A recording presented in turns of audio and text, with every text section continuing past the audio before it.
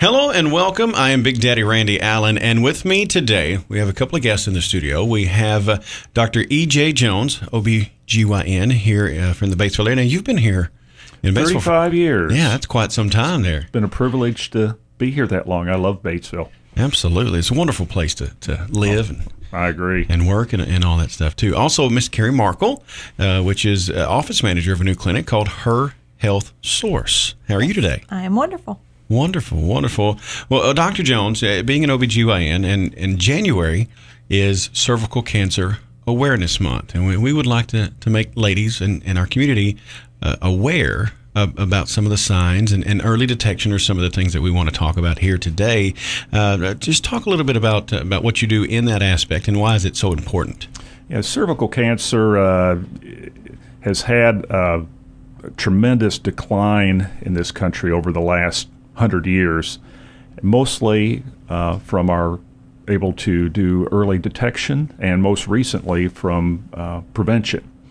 It was a leading killer, in fact, in women up 100 years ago. Now it's relatively rare. Right. We're trying to spotlight cervical cancer awareness through encouraging people to come in for screening and then also getting their kids immunized against the virus, HPV. Most cervical cancers are preventable. It's really an STD, and it's almost always related to a certain strain of a virus called HPV. Really? And there are immunizations available now to prevent that virus.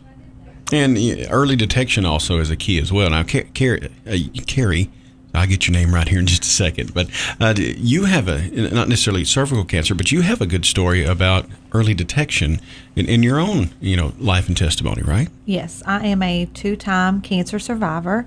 The first time I was diagnosed was at 27 years old. So at that point, if it wasn't for screening, because I was so young, people would have never imagined that I would be diagnosed with cancer. So if it wasn't for that, the outcome would have obviously been a lot worse if I had not had the screening and treatment.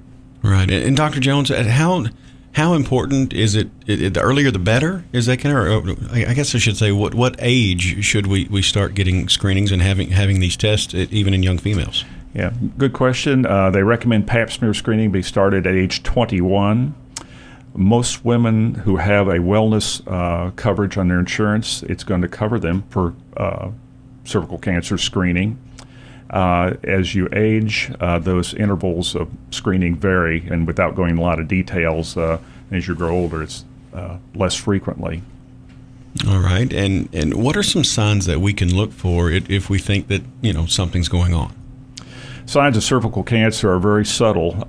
In fact, precancerous lesions have no symptoms, and that's what makes it treacherous, and that's why early diagnosis and detection are really important. Now, by the time symptoms do occur, it's going to be irregular bleeding and pain, but that usually is an indication of advanced disease. We want to get there long before that. Well, absolutely. Of course, if you're in a certain stage, you're further down the road, it's probably a lot more difficult to treat. Yes, sir. The treatment changes from things we can do in the office.